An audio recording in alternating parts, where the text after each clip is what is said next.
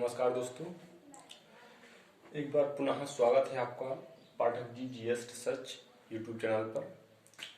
दोस्तों, पिछले वीडियो में हमने देखा था कि जो पृथ्वी में जो रेखाएं पड़ी हैं, अक्षांशीय और देशांतरीय रेखाओं के बारे में हमने समझा था। दोस्तों, इस वीडियो में हम देखेंगे कि जो भारत की जो अक्षांशीय और देशांतरीय विस्तार है वो कितना है।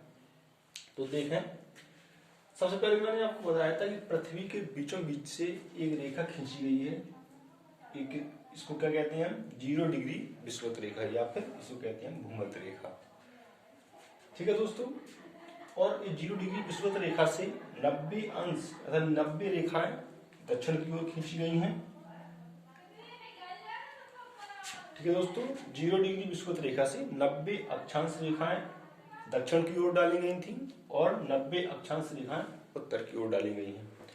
तो देखा दोस्तों, जो भारत का जो अक्षांशीय विस्तार है वो कितना है, वो है देखेंगे आप, ये भारत का सबसे निचला पॉइंट है, इसे कहते हैं कन्याकुमारी, जो तमिलनाडु में है। अर्थात भारत का जो सबसे निचला पॉइंट तमिलनाडु का जो कन्याकुमारी है वो 8.4, ये देखेंगे आप, सबसे नीचे है 8.4 उत्तरी अक्षांश से लेकर के, और ये आपका जम्मू कश्मीर में 37.6। जो भारत का अक्षांशीय विस्तार है वो कितना है? 8.4, देखेंगे ये है 8.4 उत्तरी अक्षांश से। देखो उत्तर में 0 डिग्री विषुवत के ऊपर है, इसलिए इसे क्या कहेंगे हम? उत्तरी अक्षांश।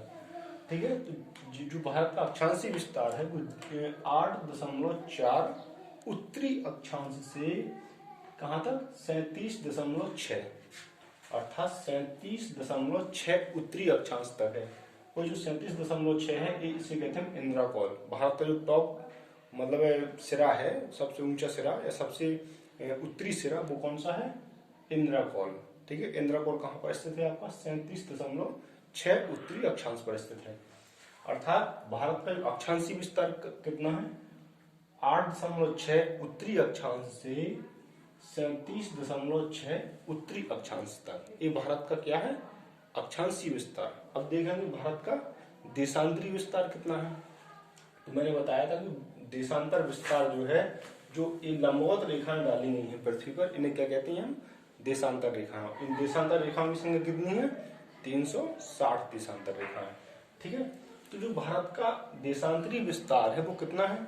वो देखेंगे 68.7, अर्थात 68.7 पूर्वी। अब देखो पूर्वी कहेंगे क्योंकि ये बीच से रेखा गई है, ये बीच से रेखा गई है, बीच रेखा से जो मीन टाइम है आपकी जीएमटी, उस रेखा के पूर्व में है, ये पूर्व में है, इसलिए क्या कहेंगे हम? इसको पूर्वी देशांतर। जो भारत का जो देशांतरीय विस्तार है वो कितना है? 68.7 पूर्वी देशांतर से, और कहां तक? 97.25 पूर्वी देशांतर तक। अर्थात भारत का जो देशांतरीय विस्तार है वो 68.7 पूर्वी देशांतर से 97.25 पूर्वी देशांतर तक है। ठीक है दोस्तों, जो 68.7 देशांतर रेखा है वो कहां से गुजरती है?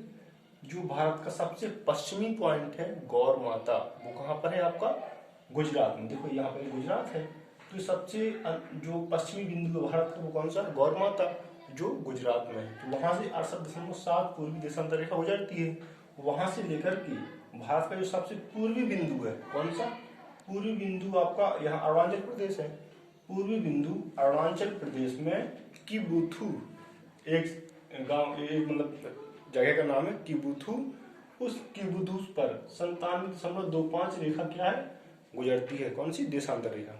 ठीक है, तो भारत का जो देशांतरीय विस्तार है वो 68.7 पूर्वी देशांतर से 97.25 पूर्वी देशांतर तक, ये भारत का कौन सा विस्तार हुआ? देशांतरीय विस्तार। और अक्षांशीय विस्तार कितना है? 8.4 उत्तरी। अब देखो 0 डिग्री विषुवत से उत्तर है, तो अक्षांशीय विस्तार ऊपर होगा, उत्तर की। तो 8.4 उत्तरी अक्षांश से 37.6 उत्तरी अक्षांश, ये भारत का अक्षांशीय विस्तार है। और 68.7 पूर्वी देशांतर से और 97.25 पूर्वी देशांतर, ये भारत का क्या है? देशांतरीय विस्तार। ठीक है दोस्तों, अब देखेंगे कि जो आपकी 23.5 कर्क रेखा है, आपकी 23.5 कर्क रेखा, मैंने बताया था कर्क रेखा किसे कहते हैं, 23.5 उत्तरी अक्षांशीय रेखा को हम क्या कहते हैं, कर्क रेखा। अर्थात 0 डिग्री विषुवत से ऊपर की रेखा को हम उत्तरी अक्षांश रेखा कहते हैं।